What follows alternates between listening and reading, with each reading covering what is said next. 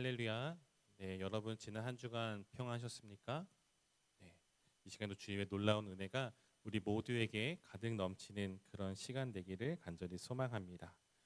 소아시아 7교회를 계속해서 살펴보고 있습니다. 오늘은 6번째 교회인 빌라델비아 교회에 대해서 함께 살펴보도록 하겠습니다.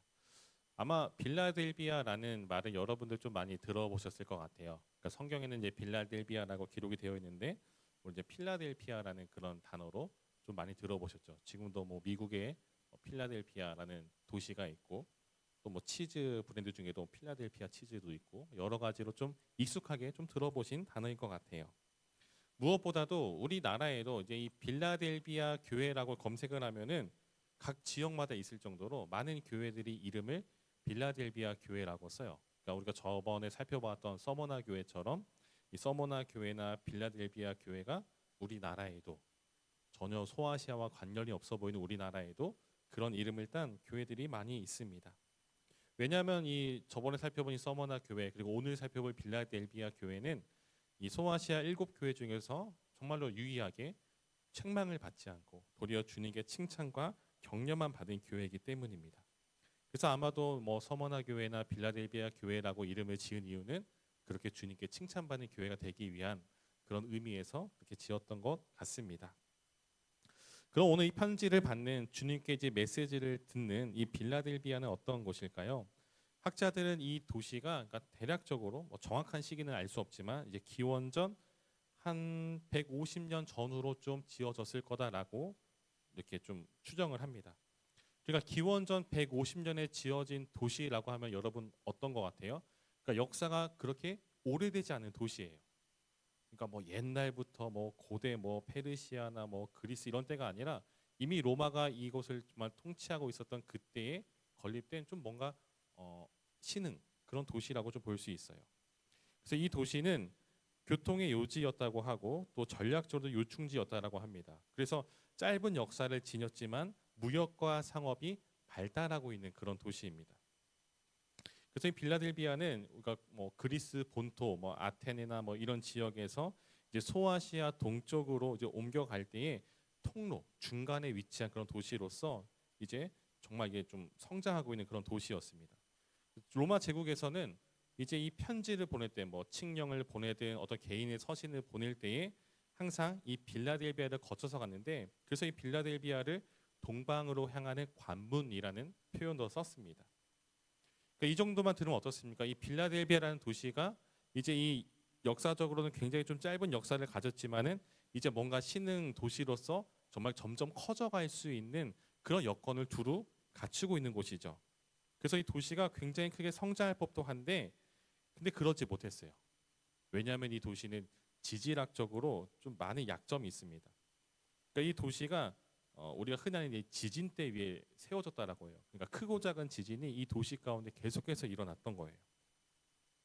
특히 기원 후 17년에 일어난 이 대지진으로 이 도시 자체가 정말 이 폭삭 주저하는 잿더미가 되었다라고 해요. 그 이후로도 여진이 일어나게 되었고 이곳 한 20년 주기로 굉장히 빈번하게 크고 작은 지진들이 일어났다라고 합니다. 앞서 언급한 이 기원 후 17년에 일어난 지진은 얼마나 컸던지 빌라델비아뿐만 아니라 그 주변의 12개의 도시들이 죄다 무너질 정도의 큰 여파가 있었다라고 합니다. 그래서 얼마나 심했는지 당시 황제였던 티베리우스는 5년 동안 세금을 걷지 않는 정말 이 도시가 황폐화됐기 때문에 5년 동안 세금을 받지 않는 그런 면제시켜주는 특권을 주기도 하였습니다. 이렇게 지진이 자주 발생하기 때문에 이 도시 사람들은 어떻게 합니까? 조금이라도 진동이 느껴지면은 도시 밖으로 피난을 가는 거예요. 그러니까 도시 경계 바깥에는 이제 임시 거처를 마련해 두어서 조금이라도 진동이 일어난다 싶으면은 얼른 몸만 피신하고 진동이 없어지면 다시 도시로 들어오는 그 일이 빌라델비아의 모습이었다라고 합니다. 그래서 이 지진이라는 키워드를 한번 좀 잘 기억했으면 좋겠습니다. 그리고 두 번째로 이 도시의 특징이 무엇이냐면은 이 도시는 작은 아테네라고 불리는 그런 별명을 가지고 있어요. 그러니까 아테네가 어떤 곳이죠? 그리스 로마 신화의 그러니까 그리스 신화의 중심지이고 또한 그들이 섬기고 있는 그 여러 철학과 이런 인문학적인 그 발달이 바로 이 그리스 아테네이지 않습니까? 근데 작은 아테네라고 불린 이유는 아테네라 불릴 만큼의 수많은 우상과 수많은 신들을 섬기는 곳이 바로 이 빌라델비아였다라고 해요. 그리고 당연하게도 황제 숭배도 열심을 냈습니다. 그래서 이 도시에는 수많은 순교자가 발생했다라는 기록이 남아 있고요. 그것뿐만 아니라 유대교 이 회당이 있어가지고 이 유대교 회당에 속해 있는 유대인들이 똑같이 이들을 핍박하는데 앞장섰습니다. 그러니까 서머나랑 굉장히 비슷한 모습이에요. 도시에 관한 정보는 여기까지만 좀 말씀을 드릴게요. 그러니까 대략 어떤 도시인지 좀 가늠이 되시죠? 자연재해가 계속해서 빈번하게 발생하고 있고 그것뿐만 아니라 정말로 그 수많은 우상 숭배와 또 미신들이 가득한 곳이고 박해를 받고 있고 순교자가 발생하고 있는 곳, 그곳이 바로 오늘 살펴보고 있는 이 빌라델비아 모습입니다. 그래서 이 도시에 살고 있는 이 빌라델비아 교회 성도들의 모습은 어떨까요? 극심한 박해와 핍박과 어려움 속에 그리고 순교자도 나오고 있는 그런 상황 가운데 지금 신앙생활을 하고 있는 상황입니다. 그러니까 한마디로 신앙을 지킨다라는 것이 점점 더 힘들어가는 모습이 이 도시 성도들에게 있었다라는 것이죠. 그래서 주님께서는 이 교회를 향해서 메시지를 전달하시는데 7절에 보면은 주님께서 자신을 이렇게 소개를 하고 있어요. 빌라델비아 교회 사자에게 편지하라. 거룩하고 진실하사 다윗의 열쇠를 가지신 이라는 표현을 쓰고 있습니다. 먼저 주님은 자신을 거룩하고 진실한 그런 사람으로 그런 자라고 이렇게 말씀하시죠. 이 거룩하신 자라고 번역되는 이 칭호는 원래 이 구약을 살펴보았을 때 하나님을 가리키는 이 거룩한 칭호 가운데 하나입니다. 즉 주님은 자신이 하나님이심을 지금 말씀하시는 거죠. 하나님이신 이 주님을 말하고 있습니다. 그리고 그 주님께서 무엇을 가지고 계십니까? 바로 다윗의 열쇠를 가지고 있다라고 말합니다. 다윗의 열쇠. 다윗의 열쇠를 가지고 있다라는 것은 미래의 왕국에 들어갈 권세를 그 미래의 왕국에 들어갈 그 문을 열 권세를 바로 주님께서 가지고 있다라는 것이죠. 그래서 1절 뒷부분에 보면 이렇게 이어서 말씀하시죠. 다윗의 열쇠를 가지시니 곧 열면 닫을 사람이 없고 닫으면 열 사람이 없는 그가 이르시되. 주님께서 여시면 닫을 사람이 없고 주님께 닫으시면은 열 사람이 없다라는 표현을 쓰고 있습니다. 무엇을 그렇게 말하고 있습니까? 그러니까 여러 가지라고 좀 우리가 좀 생각해 볼 수가 있는데 뭐 천국의 문 혹은 뭐 구원이라고도 볼 수 있고 또 다른 편으로는 심판으로도 볼 수가 있겠죠. 아마 복합적인 거예요. 마지막 때가 이르렀을 때에 주님께서 이 땅에 다시 오시고 정말 그 마지막 심판이 이 땅 가운데 임했을 때에 그 무엇도 하나님의 백성들의 구원을 막을 수가 없고 그 누구도 불신자들의 이 심판은 막을 수도 피해갈 수 없다라는 것이죠.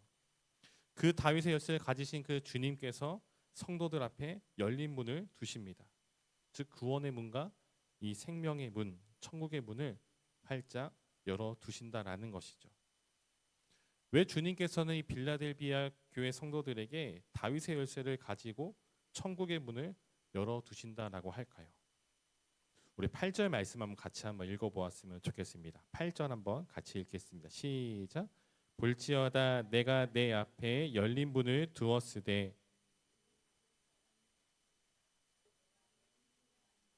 내가 작은 능력을 가지고서도 내 말을 지키며 내 이름을 배반하지 아니하였도다. 아멘. 앞선 교회들에게 말씀하실 때에 주님은 항상 내가 아노니라고 말씀하셨듯이 빌라델비아 교회를 향해서도 내가 안다라고 말해요. 무엇을 아십니까? 그들의 행위. 내가 내 행위를 안다. 이들의 행위가 무엇입니까? 빌라델비아 교회 성도들이 보인 행위는 작은 능력을 가지고서도 주님의 말씀을 지켰고 또 주님의 이름을 결코 배반하지 않았다라고 말씀하십니다. 아마도 빌라델비아 교회 도시 자체가 지진으로 인해서 인구수가 많지 않았을 것이고 성도들은 아마 그 중에서도 더욱 적었을 거예요. 도시의 시민들이 섬기는 수많은 우상들과 황제 숭배 요구가 그들을 둘러싸고 있고 정말 여러 가지 것들이 그들의 신앙을 지켜나가는 것을 방해하고 힘들게 하고 어렵게 하고 있는 상황이지만 이들은 어떤 모습입니까? 적은 무리였지만 어쩌면 신앙생활이 오래되지 않은 그런 작은 믿음이라 할지라도 이들이 보인 모습은 주님의 말씀, 주님께서 하시는 그 말씀을 순종하였고 주님의 이름을 배반하지 않고 믿음을 저버리지 않고 그 믿음을 붙잡고 나아가는 모습을 살아갔다라는 것이죠. 박해가 있고 순교자가 나와도 끝까지 그 믿음을 지켜나가는 모습이 이들 가운데 있었다라는 거예요. 여러분, 이들에게 닥친 위협은 이것만이 아니었어요. 어떤 우상 숭배하고 있는 수많은 그리스 로마의 신을 섬기고 있는 황제를 신이라 숭배하고 있는 자들의 박해뿐만 아니라 서두에 말씀드렸던 것처럼 회당에 속해 있는 유대인들도 이들을 박해하고 이들을 대적하는 것에 정말 힘썼다라는 거예요. 그것이 바로 9절 말씀입니다. 보라, 사탄의 회당 곧 자칭 유대인이라 하나 그렇지 아니하고 거짓말하는 자들 중에서 며칠 내게 주어 그들로 와서 내 발 앞에 절하게 하고 내가 너를 사랑하는 줄을 알게 하리라. 주님은 유대교에 속한 이들을 뭐라고 표현하시냐면은 사탄의 회당이라고 정말로 강한 어조로 이들을 비판하고 계십니다. 여러분, 이들이 이방인들처럼 교회를 핍박하는 이유가 무엇일까요? 유대교에 속한 유대인들이 교회를 핍박하는 이유가 무엇입니까? 그들도 하나님 믿고 있잖아요. 그들도 구약 성경을 믿고 있고 정말 하나님의 자손, 하나님의 자녀라고 말하고 있는데 하나님의 백성이라 말하고 있는데 이들이 교회를 핍박하는 이유는 이들의 눈으로 볼 때 예수님을 따르는 이 교회는 이단이고 사이비였기 때문입니다. 유대교는 모세의경을 비롯한 이 구약의 예언서, 이 구약 성경만 믿고 있었던 사람들이에요. 그들은 하나님께서 자신들을 선택했다는 이 선민의식에 사로잡혀 있었고 구약 시대 예언자들이 예언했던 것처럼 메시아가 그들을 찾아와서 그들을 건지고 구원하고 다윗의 그 영화로운 나라를 회복시킬 것이라는 기대감을 가지고 있었습니다. 물론 이것은 순수하게 유대교에 속해 있었던 그런 사람들의 모습이었고 또 이와 반대편에 있는 예수님께서 활동하던 때의 이 종교 지도자들, 뭐 제사장 그룹이나 바리새인이나 서기관들, 이 사람들이 유대교에 속해 있었지만 그들은 메시아를 사실은 바라지 않았죠. 물론 전부는 아니었겠지만 이들은 기득권을 가지고 있었기 때문에 적절히 말씀을 이용해서 사람들을 조종했고 그들의 편안함과 안락함을 유지하는 그것을 위해서 성경 말씀을 인용하기도 했었고 그것을 이용하기도 하고 그것으로 인해서 자신들을 위해 사용했었습니다. 순수하게 믿든 자기 자신을 위해 믿든 중요한 것은 이들은 예수님의 존재 자체를 부정했고 교회를 핍박합니다. 그러니까 이단이다, 사이비다라고 그렇게 말하면서 박해를 가했던 것이죠. 주님은 이들을 가리켜서 사탄의 회당이라고 말씀하십니다. 주님은 사탄의 회당인 이 자칭 유대인들이 빌라델비아 교회 성도들 앞에 발 앞에 나와 그들에게 절하게 만들 것이라고 말하고 있죠. 그리고 하나님께서 누구를 더 사랑하시는지, 누구를 택하셨는지를 분명하게 알게 하시는 거예요. 하나님께서 그들을 사랑하심을 알게 하신다라고 말하고 있죠. 이 말은 유대교에 속한 이들은 당연하게 그들이 믿는 하나님이 자신을 택했기 때문에 자신을 사랑할 것이라는 믿음이 있을지 모르겠지만 하나님께서 택하고 사랑하시는 그런 백성들은 그들이 아닌 교회이고 성도라는 것을 알게 하신다라는 겁니다. 하나님의 사랑이 유대교가 아닌 교회를 향해 있고 성도에게 있음을 보여주시고 깨닫게 하신다라는 겁니다. 여러분이 이 메시지를 듣고 있는 이 빌라델비아 교회 성도들이 오늘 이 메시지를 들었을 때 얼마나 큰 위로를 그리고 얼마나 큰 힘을 얻었겠습니까? 주님이 이어서 말씀하시죠. 10절 말씀에 내가 나의 인내의 말씀을 지켰은즉 내가 또한 너를 지켜 시험의 때를 면하게 하리니 이는 장차 온 세상에 임하여 땅에 거하는 자들을 시험할 때라. 이어서 11절 보면 내가 속히 오리니 내가 가진 것을 굳게 잡아 아무도 내 면류관을 빼앗지 못하게 하라. 주님은 이들에게 당부의 말씀을 하십니다. 내가 속히 오리니 내가 속히 올 것이니 너희들이 나의 인내의 말씀을 지킨 것을 끝까지 굳게 잡으라라고 말하고 있죠. 지금은 어려움 속에 있고 박해 가운데 있고 정말 핍박 가운데 있지만 주님께서 그들 가운데 속히 오신다라고 말씀하고 있는 거예요. 한 가지 예를 들면 여러분들 등산을 해보신 분들 있으시죠? 저도 전에 있던 교회에서 담임 목사님께서 교역자들을 다 집합을 하셔가지고 근처에 있는 산을 올라가자 하셨습니다. 그러니까 산을 한 번도 타본 적이 없는데 낮은 산이 500m 채 되지 않아요. 근데 그 산을 오르는데 굉장히 힘들었습니다. 너무 힘들어가지고 이제 거의 선두에서 이렇게 막 치고 올라가다가 너무 힘들어서 내려오시는 분들 있잖아요. 이제 물어봤어요. 얼마 남았어요? 이렇게 물어보니까 이제 그분들 하시는 말씀이 있죠. 아, 금방 올라가요. 10분만 올라가면 됩니다. 열심히 또 10분 올라갔습니다. 근데 아직도 끝이 보이지 않아요. 더 올라가다 보니까 너무 힘든데 또 사람이 내려와요. 또 물어봤습니다. 또 얼마나 남았어요? 금방 가요. 10분만 올라가시면 돼요. 계속 누구를 만나든 계속 10분만 가면 된다라고 해요. 그래서 막 10분만 가면 된다고 하니까 힘을 내가지고 열심히 올라가면은 아직도 남아있고 아직도 남아있고 하는 그 과정 가운데 그렇게 가다 보니까 어느새 정상에 도달하더라고요. 이 말은 놀리기 위해서 하는 말이 아니죠. 정상까지 뭐 1시간 더 가야 돼요. 지금부터 한 2시간은 올라가시면은 아마 좀 정상에 좀 이르지 않을까라고 한다면은 아, 그래요. 같이 내려가시죠. 이러면서 그냥 내려갔을지도 몰라요. 근데 10분만 더 하니까 그래, 10분만 더 버텨보자. 10분만 더 올라가 보자. 조금만 더 올라가 보자 하다 보니까 어느새 정상에 올라간다라는 거예요. 어떤 운동할 때도 헬스 트레이너들 그러잖아요. 하나만 더, 마지막 한 번만 더, 그렇지 마지막 한 번 더 하면은 이 사람이 10개 할 거를 15개를 하고 그렇게 16개, 17개 이렇게 하지 않습니까? 조금 더 정상을 향해 올라갈 힘이 그렇게 난다라는 거예요. 여러분, 주님께서 속히 오신다라는 말은 정말 힘든 상황 가운데 있는 성도들에게 정말 어쩌면은 큰 힘이 되었을 겁니다. 그래, 주님이 곧 오시니까 조금만 더 버텨보자. 조금만 더 나아가 보자. 주님이 곧 오신다 하셨으니까 지금 하고 있는 이 믿음을 지켜나가는 것 조금만 더 힘을 내서 조금만 더 버텨보자. 그 힘이 되었다라는 겁니다. 근데 주님은 단순히 그들 가운데 내가 속히 올 것이다, 단순히 기다려라라고 말씀하시지 않죠. 끝까지 그 믿음의 경주 이어나가는 자들에게 상급을 약속해 주시는데 그것이 바로 오늘 12절 말씀입니다. 두 가지를 말씀하세요. 첫 번째는 무엇이냐면 이기는 자는 내 하나님 성전의 기둥이 되게 하리니 그가 결코 다시 나가지 아니하리라. 첫 번째 약속은 무엇입니까? 하나님 성전의 기둥이 되게 하신다라고 말하고 있어요. 앞서서 빌라델비아의 도시의 특징을 말씀드릴 때 이 도시는 지진에 취약하다라고 말하고 있죠. 큰 강진이 일어날 때마다 도시는 무너지고 건물들은 무너지고 황폐화되는 것이 이 도시의 일상이었습니다. 그렇지만 이 기둥이라는 것은 무엇입니까? 기둥이라는 말은 이 영구성과 안정성을 상징하고 있는 거예요. 빌라델비아 교회의 성도만이 아니라 시민들은 이 지진에 대한 두려움이 있었습니다.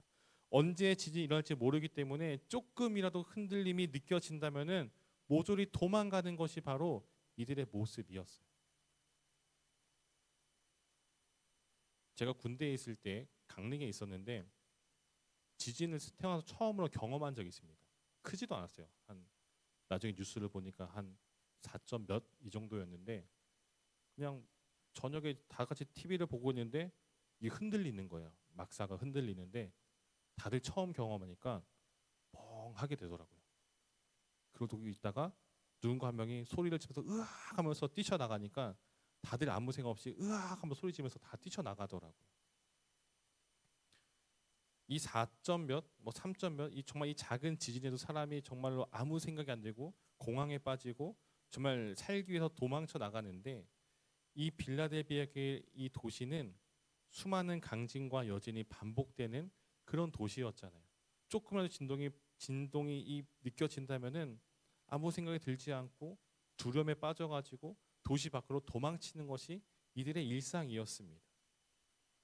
도시 밖으로 도망친 다음에 이것이 잦을 때까지 기다렸다가 조금 더 안심이 되면은 그때서야 돌아오는 것이 이들의 모습이었어요. 이런 배경 속에 살고 있었던 성도들에게 주님께서 하시는 말씀이 무엇이에요? 너희를 하나님의 성전에 기둥이 되게 하신다라고 말하고 있습니다. 지진이 일어날 때마다 도시 밖으로 도망쳤던 이 성도들에게 영원한 안정을 주신다라는 거예요. 그로 인해 다시는 결코 너희가 나가지 아니하리라. 이 말은 성도들에게 너희에게만은 지진의 피해가 임하지 않게 하시겠다라는 것이 아니라 세상의 그 어떤 것도 그들을 흔들고 위협하지 않겠다라는 거예요. 그 어떤 것도 그들을 흔들 수 없고 하나님의 구원에서 빼갈 수 없게 만드시겠다라는 약속이 바로 첫 번째 주시는 상급이라는 것이죠. 두 번째 상급은 무엇이냐면 12절 중간부터 보니까 이렇게 말씀하십니다. 내가 하나님의 이름과 하나님의 성 곧 하늘에서 내 하나님께로부터 내려오는 새 예루살렘의 이름과 나의 새 이름을 그의 위에 기록하리라. 주님을 끝까지 이기는 성도들을 하나님의 성전의 기둥이 되게 하시고 그리고 그 기둥에 무엇을 새기십니까? 하나님의 이름과 주님의 이름과 새 예루살렘의 이름을 새기신다라고 약속하십니다. 고대의 유적들의 기둥을 보게 되면요, 종종 명예로운 내용들이 새겨졌다라고 합니다. 그러니까 기둥에 새긴다라는 것은 기념할 만한 기념비적인 그런 내용을 기둥에 새긴다라는 거예요. 근데 주님께서 이 성도들에게 영원한 안정을 상징하는 이 성전의 기둥이 되게 하신다는 것으로 끝나는 것이 아니라 그 기둥 가운데 무엇을 새기는 거예요? 하나님의 이름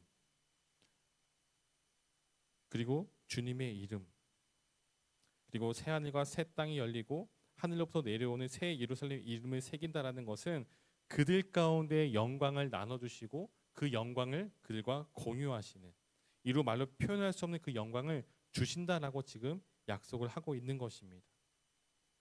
여러분 빌라델비아 교회 성도들이 이처럼 큰 영광을 약속받는 이유는 무엇일까요? 주님께서 왜 이들을 칭찬하시고 왜 이들을 높여주시는 것일까요?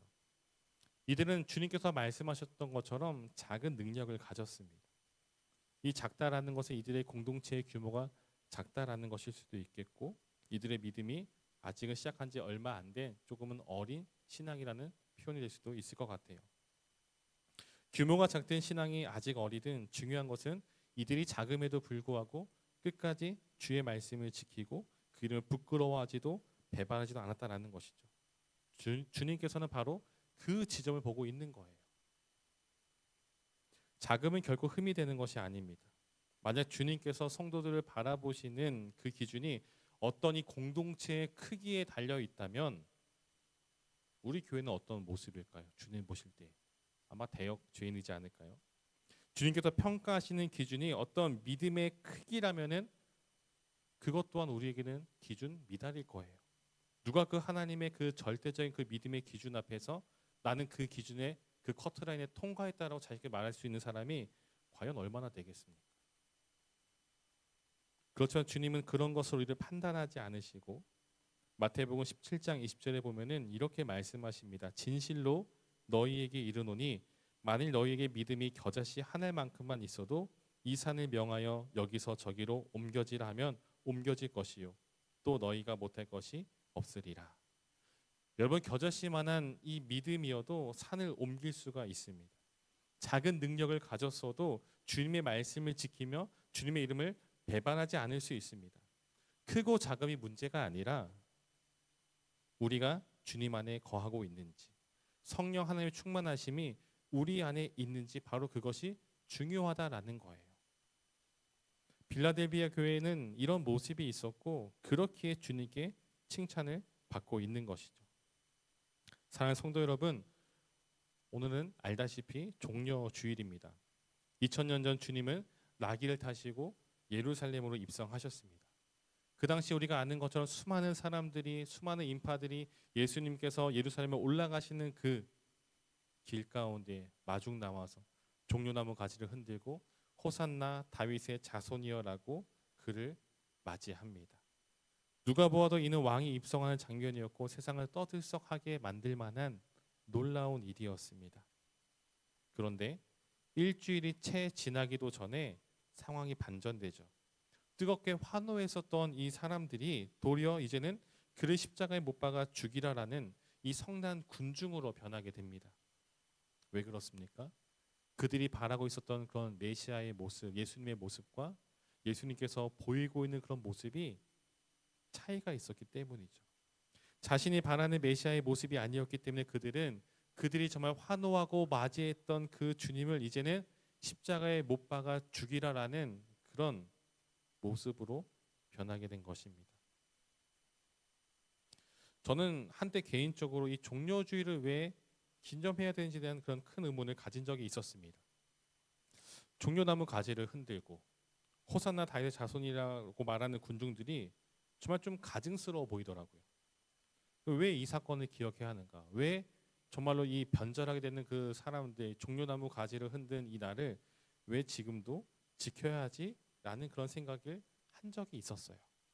그러니까 말씀을 묵상하고 생각해 보았을 때에 이 종려주일이라는 이름으로 주일을 지키는 것은 다른 마음을 품고 다른 이상을 가지고 예수님 맞이했던 이 군중들의 모습을 기억하는 것이 아니라 정말로 구원을 위해서 십자가를 향해 가시는 그 주님을 기억하는 것이죠.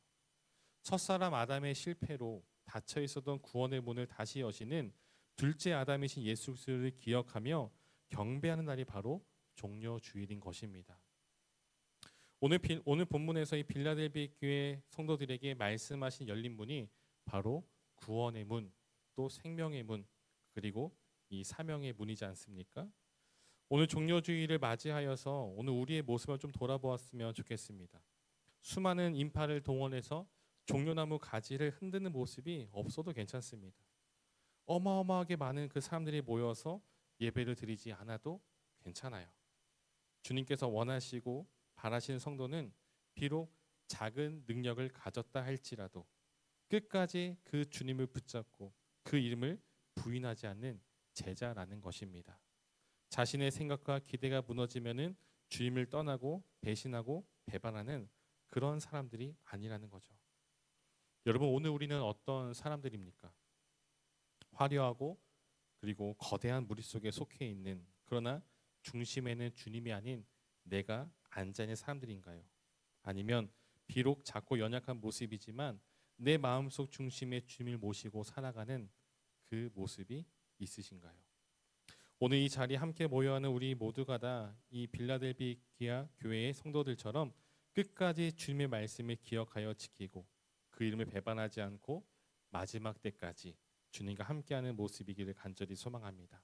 그래서 우리가 주님 나라에 이르는 그 때에 주님께서 친히 맞이해 주시고 칭찬하시는 영광을, 그 영광이 우리 가운데 임하고 또 그것을 누리시는 그 은혜가 있기를 주님의 이름으로 간절히 축원드립니다.